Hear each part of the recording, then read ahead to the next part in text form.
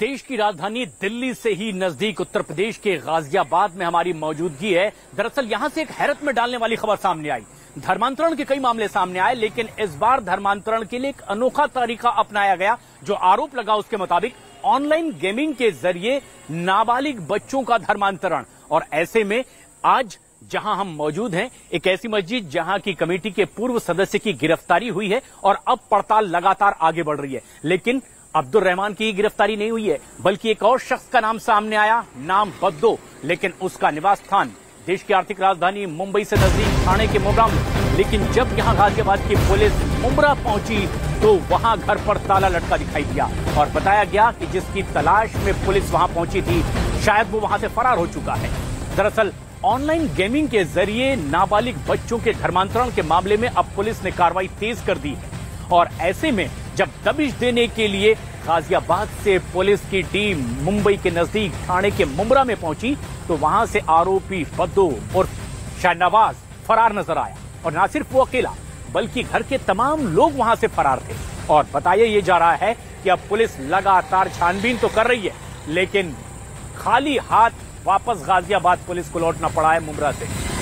और जो तस्वीरें हमारे दर्शक देख रहे हैं, जब पुलिस मुंब्रा में पहुंची थी, पूछताछ जब की गई तो पता चला कि कुछ दिन पहले तक तो यहीं पर था, लेकिन अभी पूरे परिवार सहित वो फरार है। भाई मां कोई भी घर पर मिला ही नहीं। हमारी सहयोगी शिया इस वक्त हमसे सीधे जुड़ रही है ज्यादा जानकारी के साथ। शिया, क्या और जानकारी मिल पाई है? देखिए, मुंब्रा का इलाका है और साफ तौर पर ये वही इमारत है जहां पर बद्दू जो है वो अपने पूरे परिवार के साथ रहता था। बद्दू और शाहनवाज जो है वो यहीं पर रहता था। आप देख सकते हैं यही वो घर है जहां पर शाहनवाज अपने पूरे परिवार के साथ जो है वो 10 साल से ज़्यादा हो गए हैं कि वो यहाँ पर रहता था। आप देख सकते हैं साफ तौर पर घर के बाहर एक बड़ा सा ताला लगा हुआ है। और जब हमने पड़ोसियों से बात की तो पड़ोसी ने हमें ये जानकारी दी कि 10 साल से ज़्यादा का समय हो गया है कि बद्दू अपने पूरे परिवार के साथ जो है वो यहाँ रहता था। उसके परिवार में 2 और भाई और उनकी माँ जो है वो उनके साथ यहाँ पर रहा करते थे। लेकिन आप देख सकते हैं यहाँ पर ताला लगा हुआ है और बद्दू जो अपने पूरे परिवार के साथ यहाँ से रफू चक्कर हो गए हैं। हम आपको बता दें कि आज सुबह गाजियाबाद के 4 लोगों की टीम जो है वो यहाँ पर मुंब्रा पहुंची थी। लेकिन जब वो यहाँ पर पहुंची तो उन्होंने देखा कि घर के बाहर बड़ा सा ताला लगा हुआ है और घर में जो है कोई भी मौजूद नहीं है। तो उन्होंने आसपास के पड़ोसियों से जो है वो बातचीत की। और साफ तौर पर हम आपको बता दें कि यहाँ पर नीचे एक स्कूल भी है, तो यहाँ पे सीसीटीवी लगा हुआ है। तो साफ तौर पर यहाँ के प्रिंसिपल को कहा गया है कि आप, लेकिन हमारी एक टेक्निकल टीम आएगी। बड़ा सवाल ये है, एक बड़ा सवाल ये है कि ये उत्तर प्रदेश के गाजियाबाद की घटना थी। बद्दो उर्फ शाहनवाज से ये कनेक्शन कैसे जुड़ा और ये पिछले कितने वक्त से यहाँ रह रहा था और गाजियाबाद केस में किस तरह का कनेक्शन अब तक सामने आ पाया था? देखिए, ये जो घर है वो यहाँ पर शाहनवाज 10 सालों से जो है वो यहाँ पर अपने परिवार के साथ रहता था। और हम आपको बता दें कि शाहनवाज का एक बड़ा कनेक्शन है, क्योंकि एक जैन नाबालिग लड़का जिसके पिता ने पुलिस के सामने जाकर जो है कंप्लेन की है, उससे जो है वो बद्दू की बातचीत थी। जैसे कि आपने बताया कि गेमिंग ऐप के जरिए जो है वो लोगों को फंसाते थे और उनका धर्मांतरण करते थे। तो आप देख सकते हैं ये वही घर है जहाँ पर बद्दू अपने पूरे परिवार के साथ जो है वो यहाँ पर रहता था। उसके साथ उसके 2 भाई और उसकी माँ रहते थे। लेकिन आप देख सकते हैं घर के अंदर दरवाजा है, उसके बाहर एक बड़ी सी जाली लगी हुई है, 2 बड़े बड़े ताले लगे हुए हैं। और हम आपको बता दें कि अगर हम पड़ोसियों से बात करें तो पड़ोसियों का कहना है कि 10 सालों से ज्यादा का समय हो गया है कि बद्दू अपने पूरे परिवार के साथ इसी फ्लैट में जो है वो यहाँ पर रहता था। देखिए, यहाँ पर बद्दू के कुछ पड़ोसी हैं, तो हम उनसे बात करते हैं कि कितने समय से वो यहाँ पर रहता था। आखिरी बार शाहनवाज को कब देखा? वो फरार था, बल्कि परिवार के भी कोई सदस्य वहां पर मिले नहीं हैं। लेकिन ये एक हैरत में डालने वाला केस है। अब तक के धर्म परिवर्तन के कई मामले सामने आए, लेकिन गाजियाबाद से जो मामला सामने आया वो हैरत में डालता है। किस तरह से बेहद हाईटेक तरीके से धर्मांतरण करवाया जा रहा था और जो आरोप लग रहे हैं उसके मुताबिक नाबालिग बच्चों को इसको निशाना बनाया गया। दरअसल ये कहानी शुरू हुई उत्तर प्रदेश के गाजियाबाद से, जहां पर सबसे खास बात ये कि गेमिंग के जरिए बच्चों को पहले तो उस गेम के जाल में फंसाया गया और फिर उसके बाद किस तरह से वो गेम को और जीत सकते हैं उसका तरीका बताया गया। और ऐसे में कुछ लोगों के कांटेक्ट में ये बच्चे आए, जिनमें से एक नाम है बद्दो उर्फ शाहनवाज का। शिया हमारी सहयोगी वहीं मुंब्रा में मौजूद हैं। श्रेया, क्या बता रहे हैं शाहनवाज के बारे में मुंब्रा में जहां पर आप मौजूद हैं, आसपास के लोग जिनसे बातचीत आपकी हो पा रही है? देखिए, ये फ्लैट में बद्दू रहता था अपने पूरे परिवार के साथ और यहाँ पर उनकी पड़ोसी जो है वो हमारे साथ मौजूद हैं। आंटी, आपसे जानना चाहेंगे, शाहनवाज अपने पूरे परिवार के साथ कितने साल हो गए वो यहाँ पर रहता था? हमेशा उनकी माँ के साथ में थे जी। हाँ, उनकी माँ के साथ में हमेशा रहते थे, वो किधर भी नहीं गया। वो माँ के साथ में, तीनों बच्चे माँ के साथ में रहते थे। बाप मर के, उन लोग छोटे थे ना, बचपन में उनके बाप गुजर गए। तो मतलब कई साल हो गए कि उनका पूरा परिवार इसी फ्लैट में रहता फ्लैट पे किधर नहीं गए वो लोग। नहीं, एक ही क्या कोई बातचीत थी आपकी उनके साथ? क्या ज्यादा घुलते मिलते थे वो लोगों के साथ? बातचीत है, पड़ोस में कैसे बाजार जाते हैं, जरा घर देख लो, यही बात होती थी और कुछ नहीं। हाँ जी।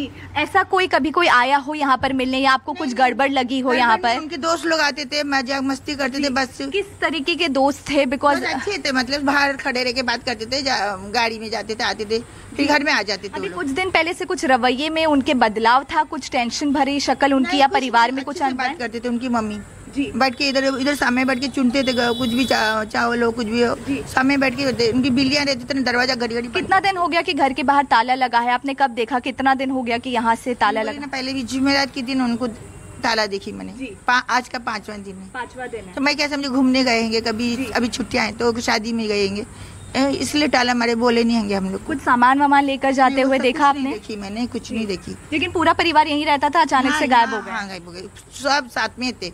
उनका छोटा लड़का वही शाहनवाज से, और वो ईटी साजू बुलाते थे हम लोग प्यार से। कोई गतिविधि संदिग्ध लगी हो आपको कि कुछ गड़बड़ चल रही हो घर के अंदर, या कुछ छोटे बच्चे आ रहे हो या कुछ हो रहा हो? नहीं, कुछ नहीं, बच्चे छोटे आ रहे, वो सब कुछ नहीं इधर मालूम पड़ा। और दोनों भाई उनके क्या करते हैं? उनके भाई कोई काम करते हैं, वो भी उनकी माँ कुछ बताते नहीं हमको जी। कुछ काम करते हैं दोनों। अच्छा, लेकिन 5 दिन हो गया कि घर के बाहर ताला लगा हुआ है। मैं ऐसे समझी शादी विधि में गएंगे, इसलिए नहीं। इतनी बातचीत मेरे साथ में नहीं इनकी, खाली मैं किधर जाऊंगी आऊंगी तो बोलती कि चलो मैं आती हूँ। आखिरी बार कब बात हुई थी, कुछ याद है? क्या बात हुई थी? दिन मैंने बोली थी। हाँ, बुध के दिन। क्या कर रहे पूछ रही थी तो इधर बैठे, नहीं चावल चुंगी ऐसा बोले। तो आप देख सकते हैं, पड़ोसियों का कहना यही है कि ज्यादा घुलते मिलता नहीं था पूरा परिवार किसी के साथ, और 5 दिन हो गए, जुम्मे की रात को जो है पूरा परिवार यहाँ से गायब हो गया है। एक दिन पहले तक सारे लोग इसी घर में एक साथ रहते थे, लेकिन जब अगली सुबह उठ के पड़ोसियों ने देखा तो घर के बाहर ये बड़ा सा ताला लगा हुआ था। उनका कहना यही है कि ऐसा कुछ भी उन्हें कभी लगा नहीं कि घर में कुछ गलत हो रहा है या शाहनवाज किसी गलत काम में जो है वो पूरा परिवार घर में ताला लगाकर यहाँ से गायब हो गया है।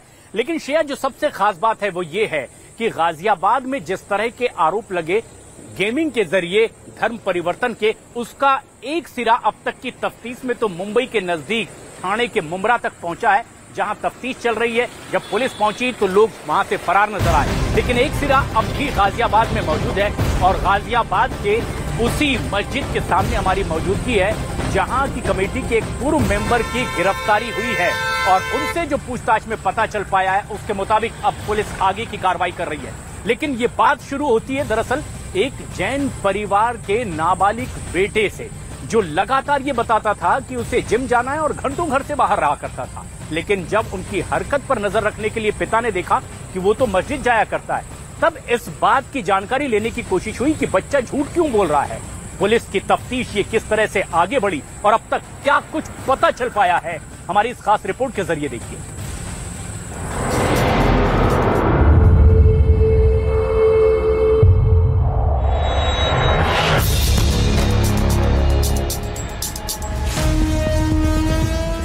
नवंबर 2020 यही वो तारीख है जब उत्तर प्रदेश में योगी सरकार ने धर्मांतरण कानून लागू किया, लेकिन धर्मांतरण के मामले फिर भी रुकने का नाम नहीं ले रहे।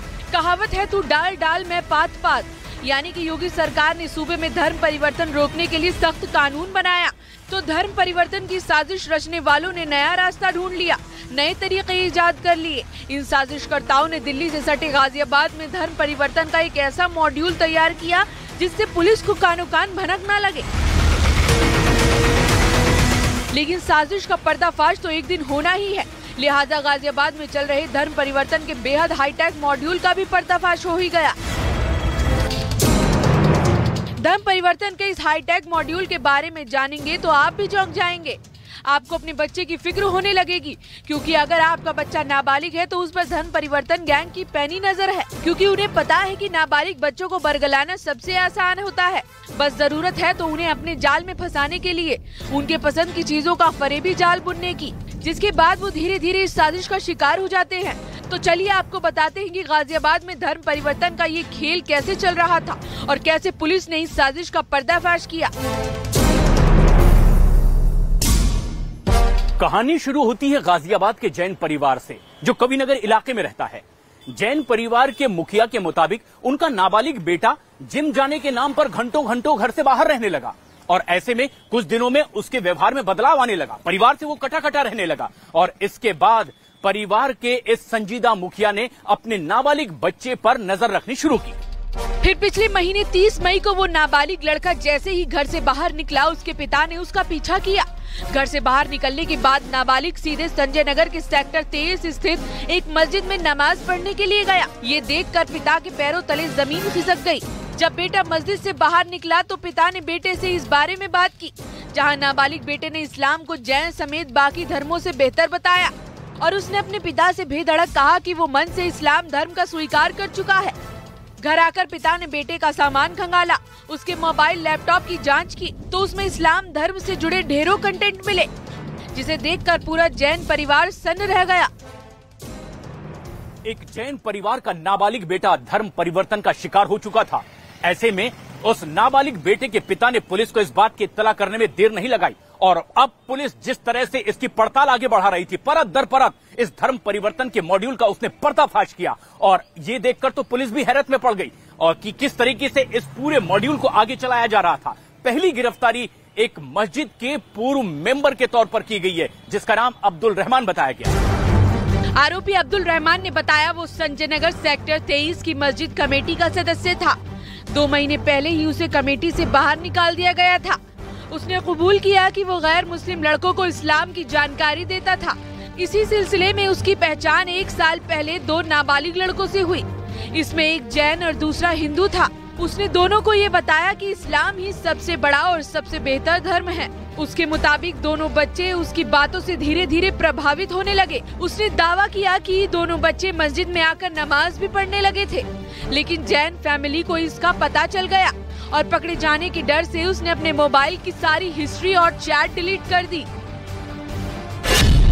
धर्म परिवर्तन का शिकार बने तीनों बच्चों में गाजियाबाद का, दूसरा फरीदाबाद का और तीसरा चंडीगढ़ का बताया जा रहा है। पुलिस ने इस केस में 3 पीड़ित बच्चों से पूछताछ की है, जिसमें पीड़ित बच्चों ने धर्मांतरण गैंग के पूरे मॉड्यूल की जानकारी पुलिस को दे दी।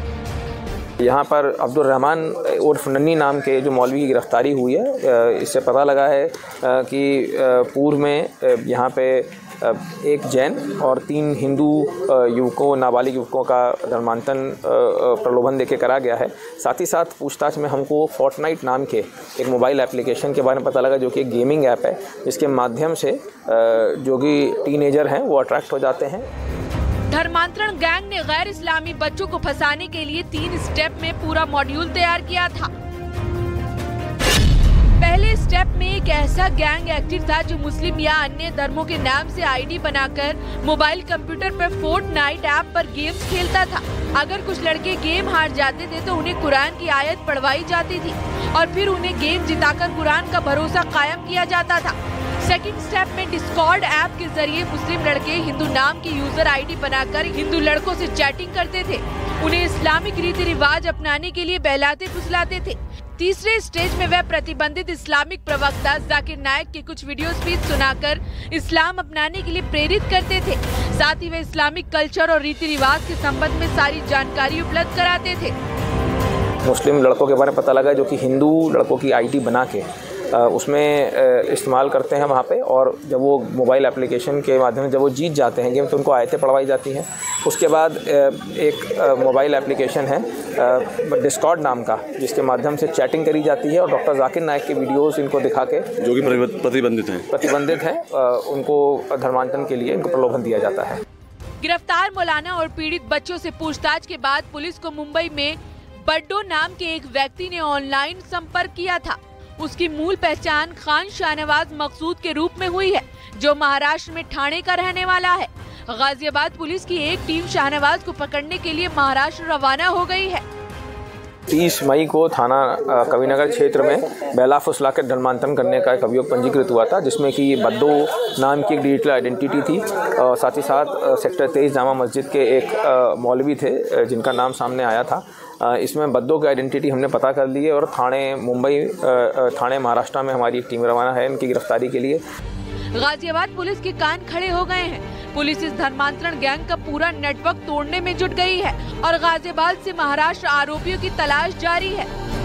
पूरा नेटवर्क हम बस्ट करेंगे। अभी तक हमको एक जैन व्यक्ति, एक जैन नाबालिग लड़का और 3 हिंदू लड़के, जिसमें कि ये फरीदाबाद के और चंडीगढ़ के रहने वाले हैं, उनके धर्मांतरण की बात सामने आई है और जैसे बद्दू गिरफ्तारी होगी पूरे नेटवर्क को हम बस्ट करेंगे। यूपी में धर्मांतरण कानून के तहत दोषी पाए जाने वाले व्यक्ति को अपराध की गंभीरता के आधार पर 10 साल तक की जेल के साथ 15,000 से 50,000 तक का जुर्माने का प्रावधान भी किया गया है।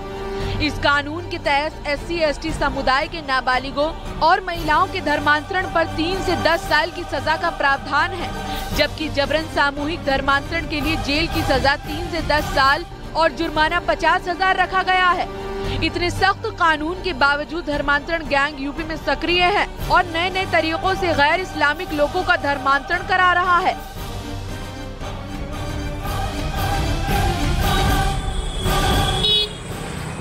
और गाजियाबाद में इस बेहद हाईटेक तरीके से हो रहे धर्मांतरण के आरोपों की पड़ताल के लिए अब बड़ी खबर ये आ रही कि यूपी ATS भी एक्टिव हो चुकी है और यूपी ATS ने गाजियाबाद पुलिस से इस पूरे मामले की जानकारी हासिल की है, क्योंकि इस पूरे मामले में किसी भी कोने को नजरअंदाज करने की कोशिश नहीं की जा सकती और इसीलिए अब यूपी ATS ने गाजियाबाद पुलिस से संपर्क किया है। इस पूरे मामले की जांच पड़ताल को वो बेहद नजदीक से देख रही है।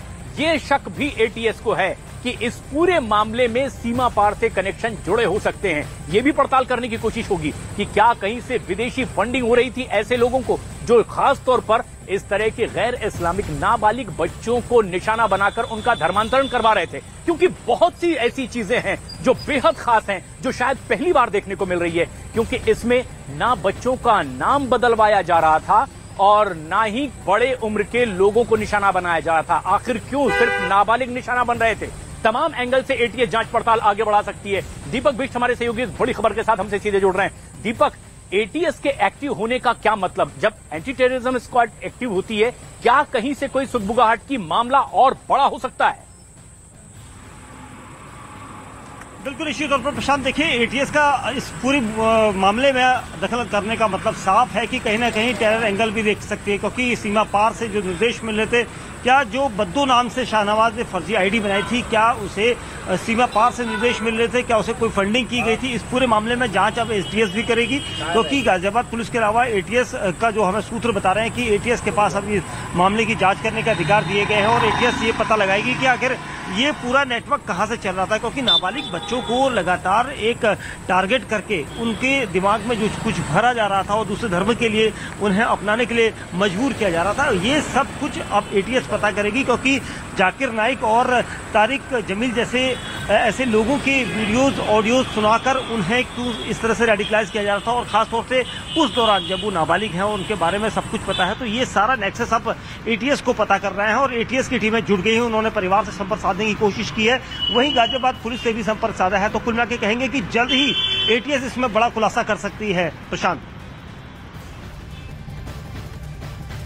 दीपक का रुख करेंगे और दीपक के जरिए और ज्यादा जानकारी हम इस वक्त लेंगे, लेकिन एक डिटेल खबर हम आपको बताते हैं। इस वक्त गाजियाबाद की मस्जिद से एक मौलवी को गिरफ्तार करने के बाद पुलिस को अब एक और आरोपी की तलाश है।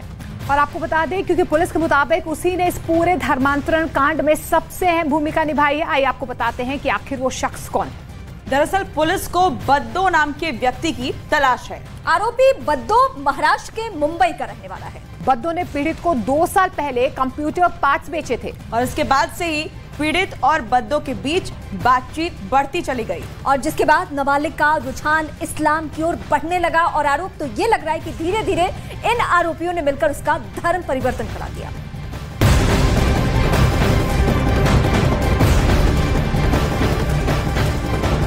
और इसी पूरे मामले में इस वक्त एक और बेहद अहम और बड़ी खबर ये आ रही है डीसीपी ने यह कहा है कि इस पूरे मामले का सीमा पार कनेक्शन भी हो सकता है। नाबालिगों को गाजियाबाद में जिस हाईटेक तरीके से धर्मांतरण उनका करवाया जा रहा था, उन्होंने कहा है कि अब इसकी तफ्तीश आगे बढ़ रही है और सीमा पार से यह पूरा कनेक्शन जुड़ा हो सकता है। इसमें तफ्तीश इसलिए भी आगे बढ़ रही है क्योंकि इन नाबालिगों को तारीख के वीडियोस दिखाए जाते थे, जाकिर नाइक के वीडियोस दिखाए जाते थे और फिर ब्रेन वॉश करके उनका धर्मांतरण करवाया जाता था। इसीलिए भी अब सीमा पार से किस तरह का कनेक्शन है, ये भी अब एक जांच का बड़ा विषय है। विस्तार से न्यूज 18 इंडिया को इसकी जानकारी दी खुद नगर डीसीपी।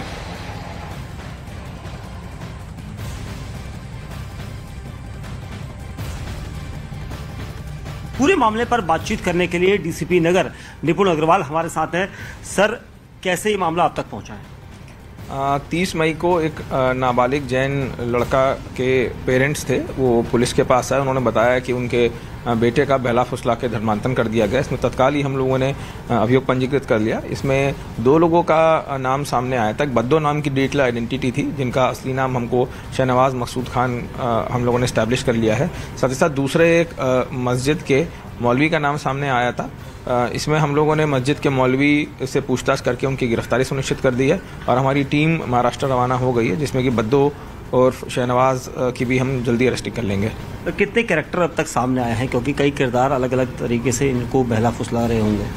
अभी देखिए, बद्दो की अरेस्टिंग के बाद हमको और चीज़ें पता लगेंगी, पर इनका जो धर्मांतरण करने का तरीका था वो ऑनलाइन माध्यम से करते थे, जिसमें कि फोर्टनाइट नाम की एक मोबाइल एप्लीकेशन है जिसको ये इस्तेमाल करते थे, जिसमें कि हिंदू लड़के की आईडी बना के, फेक आईडी बना के इनको अट्रैक्ट करा जाता था गेमिंग एप्लीकेशन के माध्यम से। उसके बाद जब ये इनको आयतें पढ़ने के लिए बोला जाता था ताकि ये गेम जीत पाएं, और जब वो गेम जीत जाते थे उनका ट्रस्ट बढ़ जाता था। उसके बाद इनको डिस्कॉर्ड नाम की एक चैट इंजन है जिसपे बोला जाता था कि आप उस पर आके बात करिए हमसे। और फिर डॉक्टर जाकिर नायक, जिनको प्रतिबंध लगा दिया गया था भारत में, उनकी वीडियो शेयर करके इनका धर्मांतरण करा जाता था। और बाद में जब एक बार धर्मांतरित हो जाते थे तो डॉक्टर तारिक जमील की वीडियोस दिखा के इनको और हार्डलाइनर बनाने की बात करते थे। और गाजियाबाद डीसीपी ने एक बड़ी जानकारी न्यूज 18 इंडिया को दी कि इस पूरी तफ्तीश में जो शक है कि क्या सीमा पार कनेक्शन भी है, क्या वहां से किसी तरह की फंडिंग हो रही थी या फिर वहां से निर्देश पाए जा रहे थे। अब इसकी तफ्तीश लगातार आगे बढ़ती चली जाएगी, क्योंकि वेस्टर्न कंट्रीज में इस तरह के धर्मांतरण की तो खबरें सुनने मिल रही थी, लेकिन भारत में यह पहली बार अनूठा तरीका धर्मांतरण का, जब सिर्फ नाबालिग बच्चों को निशाना बनाया गया और खासतौर पर ऑनलाइन गेमिंग के जरिए किस तरह से ब्रेन वॉश करके उन्हें धर्मांतरण के लिए मजबूर किया गया। दीपक हमारे सहयोगी लगातार नजदीक से नजर बनाए हुए हैं इस पूरे मामले पर। दीपक, ऐसे में जबकि एक गिरफ्तारी उस ही मस्जिद के पूर्व कमेटी मेंबर से हुई जहां हमारी मौजूदगी, और आप देख सकते हैं कि गाजियाबाद की इसी मस्जिद के पुराने कमेटी मेंबर की गिरफ्तारी हुई है और पता ये चला है कि उससे लगातार ये बच्चे कांटेक्ट में थे। और फिर एक नाम और सामने आया बद्दो और शहनवाज का। लेकिन अब तक की तफ्तीश में जो सामने आ रहा है कि एटीएस एक्टिव हो चुकी है, इसके मायने ये कि सिर्फ धर्मांतरण ही नहीं, मामला कुछ इससे भी आगे हो सकता है। क्या इस तरह के भी डाउट्स पैदा हो रहे हैं? बिल्कुल, ये डाउट सबसे पहले यहाँ पर पैदा हो रहे हैं, क्योंकि प्रशांत देखिए जिस तरह से ये पूरा मामला खड़ा हुआ है, जिस तरह से मामला सामने आया है, उसमें सबसे बड़ी चीज सोचने वाली ये है कि जो टारगेट किया गया है उन नाबालिगों को किया है जो गेम के प्रति पूरा डिवोट रहते थे। उनको गेम के अलावा कुछ नहीं सूझता था और ऐसे लोगों की लिस्ट बनाई जाती थी, खासतौर पे नाबालिगों की, कि इनको टारगेट करना है। उसके बाद गेमिंग ऐप के जरिए बद्दो नाम से, बद्दो एक हिंदू नाम है और इस नाम से शाहनवाज इसका इस्तेमाल करता था और उसके बाद उन्हें अपने साथ इस तरह की बातें बताता था कि इस्लाम से ही उन्हें पैसा मिलता है या फंडिंग करवाता था। और उसके अलावा अब एटीएस की मौजूदगी इसलिए मानी जा रही है क्योंकि ये सीमा पार से इसके तार जुड़ रहे हैं। क्या बद्दो नाम से फर्जी आईडी बनाने वाला शाहनवाज सीमा पार से निर्देश ले रहा था, क्योंकि यूरोप से भी कई तार जुड़ रहे हैं और ये बताया जा रहा है कि धर्मांतरण से जुड़े हुए कई लोग इसमें शामिल हो सकते हैं जो इस तरह का पूरा गैंग चला रहे हैं। और इसी वजह से गाजियाबाद पुलिस ने कई टीमें अलग अलग तरीके से लगाई है, क्योंकि ये पता लगाया जा रहा है कि अब तक जो 4 बच्चे, जो 4 नाबालिग सामने आए हैं, उनके अलावा भी कुछ और लोग हो सकते हैं। और इसी वजह से उस शख्स की तलाश बहुत जरूरी है जिसका नाम खान शाहनवाज है और जो बद्दो नाम से फर्जी आईडी चलाया करता था। उसके अलावा उसने कई तरह से अलग अलग आइडिया बनाई हुई थी जो सभी हिंदू नाम से बनाई गई थी। यानी पहले ही इस पूरे रैकेट को यहाँ पर चलाने के लिए प्लानिंग की गई थी। और इसमें कितने लोग और शामिल हैं, क्योंकि अभी तक जिस मस्जिद की हम बात कर रहे हैं, जहाँ पर प्रशांत आप हैं, वहाँ पर जिस अब्दुल रहमान की गिरफ्तारी हुई है, अब्दुल रहमान कमेटी का वो मेंबर था जो 2 साल पहले निकाला जा चुका था। लेकिन अब उसमें 15 मेंबर और हैं जिनसे पूछताछ पुलिस की तरफ से की जा रही है। पुलिस का कहना है कि अगर इनमें से कोई भी इसमें शामिल होता है तो उनके खिलाफ भी कार्रवाई होगी। यानी अगर वो वहां पर नाबालिग को आते जाते रोकते थे, पहचानते थे, जानते थे या उससे बात करते थे तो वो लोग भी इसमें शामिल हो सकते हैं। और पुलिस का कहना है कि हम पूरे एंगल से, इस पूरे नजदीक से इस पूरी कहानी को जो है इसको खड़ा कर रहे हैं, देख रहे हैं। और पुलिस का कहना है कि इस मामले में आगे भी अभी तफ्तीश लेकिन बिल्कुल कई ऐसे सवाल खड़े हो रहे हैं दीपक कि आखिर ये मॉड्यूल तैयार कैसे हुआ है, और अब इन सवालों के जवाब तलाशने की कोशिश भी की जा रही है। लेकिन इस बीच बहुत बड़ी खबर आ रही है। गाजियाबाद में धर्मांतरण गैंग का पर्दाफाश होने के बाद यूपी सरकार ने इस मामले को बेहद गंभीरता से लिया है। यूपी के अल्पसंख्यक कल्याण मंत्री धर्मपाल सिंह ने गाजियाबाद मामले को गंभीर बताया है और कहा है कि इस मामले में एक कमेटी बनाकर 1 हफ्ते के अंदर जांच पूरी कर कार्रवाई की जाएगी। और इस वक्त की सबसे बड़ी जानकारी यही है कि यूपी सरकार बहुत ज्यादा अलर्ट हो चुकी है, इस पूरे मामले को लेकर एक्शन में है, आप ये कह सकते हैं। और यही वजह है कि कार्रवाई की बातें भी सामने आ रही है।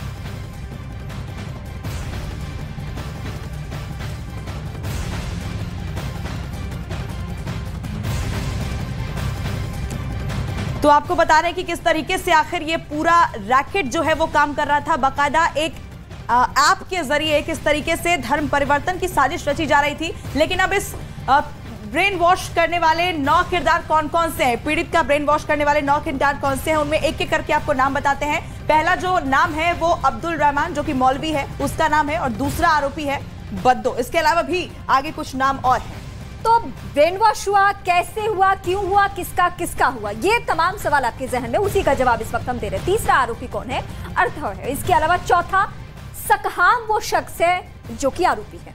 बिल्कुल, तो देखिए ये 9 ऐसे किरदार हैं जिन्होंने इस पूरे सिंडिकेट को बढ़ाया आगे। लेकिन 5वां नाम जो है वो फहीम का निकल कर आ रहा है। ये 5वां नाम है फहीम का, छठा नाम है करण का। तो देखिए ये किस तरीके से एक पूरा रैकेट इसे कह सकते हैं जो तैयार किया गया। और इसके अलावा भी कुछ नाम है। 7वां नाम यहाँ पर नन्नी का नाम सामने आया है। इसके अलावा और भी किरदार है। 8वां किरदार जिसका नाम सामने आया है उसका नाम शाहबाज बताया जा रहा है। और साथ ही 9वें किरदार की भी बात कर ले, 9वां नाम जो सामने आया है वो नव्या का नाम यहाँ पर सामने आया है। और इन सभी किरदारों में कुछ किरदार हिंदू नाम वाले भी हैं। लेकिन जैसा कि पुलिस ने दावा किया है कि धर्मांतरण गैंग हिंदू नाम बदलकर ऐसे नाबालिग बच्चों को अपना शिकार बनाता था। तो हो सकता है कि इन किरदारों में जो हिंदू नाम नजर आ रहे हैं वो शायद असल में मुस्लिम हो, जो पीड़ित का भरोसा जीतने और उससे प्रभाव में लेने के लिए हिंदू बनकर उससे बातचीत किया करते थे ताकि वो जल्द से जल्द इस्लाम कबूल कर ले। पुलिस के एफआईआर में इन सभी किरदारों का जिक्र भी है।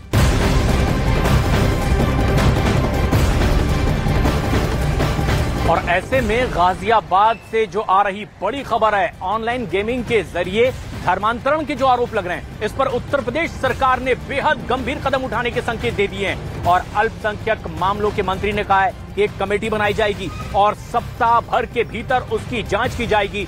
जो भी दोषी होंगे सख्त कार्रवाई की जाएगी। यानी एक बड़ा संकेत अब उत्तर प्रदेश सरकार की ओर से भी गाजियाबाद धर्मांतरण के मामले में। क्या कहा है अल्पसंख्यक मामलों के मंत्री ने, वो भी सुनिए। पूरे मामले पर बातचीत करने के लिए डीसीपी नगर निपुण अग्रवाल हमारे साथ हैं। सर, कैसे ये मामला आप तक पहुंचा है? 30 मई को एक नाबालिग जैन लड़का के पेरेंट्स थे, वो पुलिस के पास आए। उन्होंने बताया कि उनके बेटे का बहला फुसला के धर्मांतरण कर दिया गया। इसमें तत्काल ही हम लोगों ने अभियोग पंजीकृत कर लिया। इसमें 2 लोगों का नाम सामने आया था। बद्दो नाम की डिजिटल आइडेंटिटी थी, जिनका असली नाम हमको शहनवाज मकसूद खान हम लोगों ने एस्टैब्लिश कर लिया है। साथ ही साथ दूसरे एक मस्जिद के मौलवी का नाम सामने आया था। इसमें हम लोगों ने मस्जिद के मौलवी से पूछताछ करके उनकी गिरफ्तारी सुनिश्चित कर दी है और हमारी टीम महाराष्ट्र रवाना हो गई है, जिसमें कि बद्दो और शहनवाज की भी हम जल्दी अरेस्टिंग कर लेंगे। कितने कैरेक्टर अब तक सामने आए हैं, क्योंकि कई किरदार अलग अलग तरीके से इनको बहला फुसला रहे होंगे? अभी देखिए, बद्दो की अरेस्टिंग के बाद हमको और चीज़ें पता लगेंगी, पर इनका जो धर्मांतरण करने का तरीका था वो ऑनलाइन माध्यम से करते थे, जिसमें कि फोर्टनाइट नाम की एक मोबाइल एप्लीकेशन है जिसको ये इस्तेमाल करते थे, जिसमें कि हिंदू लड़के की आईडी बना के फेक। बहुत ही अजीबोगरीब मामला आया है। अब इस तरीके का मामला शायद ये पहली बार है जब एक गेम एप्लीकेशन के जरिए एक मस्जिद कमेटी का जो पूर्व सदस्य था, जो आरोपी था, वो नाबालिग बच्चों का धर्म परिवर्तन करवा रहा था। क्या कहेंगे इस पर आप? देखिए, हमारा संविधान धर्मनिरपेक्ष है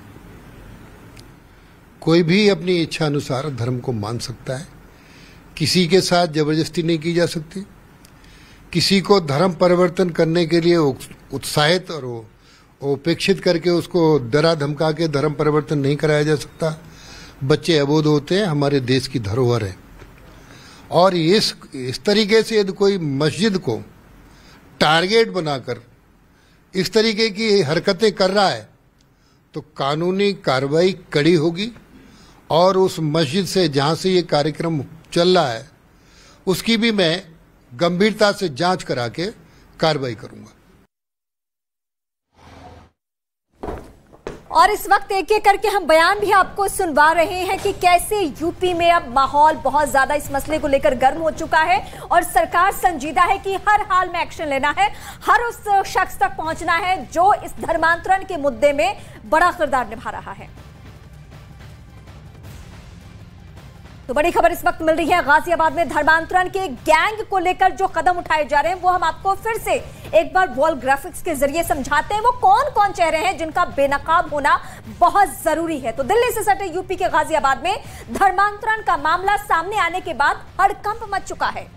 लेकिन देखिए, उत्तर प्रदेश में धर्मांतरण कानून कब से लागू है? 27 नवंबर 2020 से धर्मांतरण कानून लागू है, यानी कि सरकार बेहद संजीदा है इस पूरे मामले को लेकर। और देखिए आगे आपको बता दें कि इसमें सजा का क्या प्रावधान है। तो 1 साल से लेकर 10 साल तक की सजा इस कानून के तहत हो सकती है। एक एक करके हम आपको धर्मांतरण कानून से जुड़ी जानकारियां बता रहे हैं।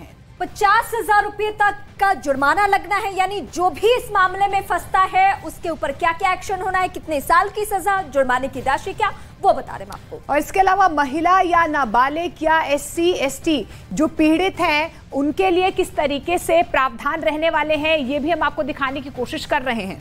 देखिए आपको बता दें कि ये पीड़ित अगर महिला नाबालिग हो तो 2 से 10 साल तक की कैद यहाँ हो सकती है। इस मामले में सजा जो है वो ज्यादा बढ़ सकती है। और जुर्माने की राशि कितनी है? कम से कम 25,000 रुपए।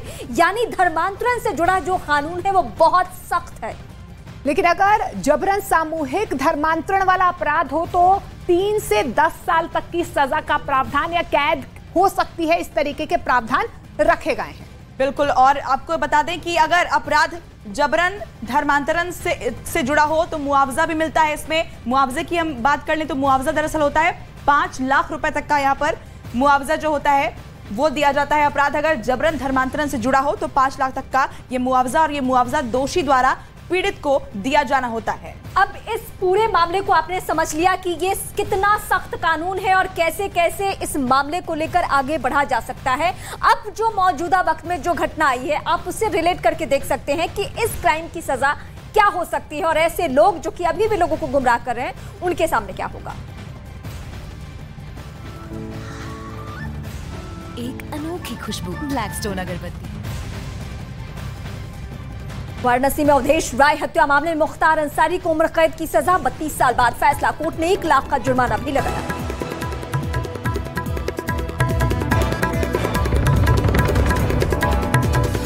दिल्ली के पूर्व डिप्टी सीएम मनीष सिसोदिया को हाईकोर्ट से नहीं मिली राहत। अंतरिम जमानत याचिका खारिज। पत्नी से मिलने के लिए 1 दिन की इजाजत।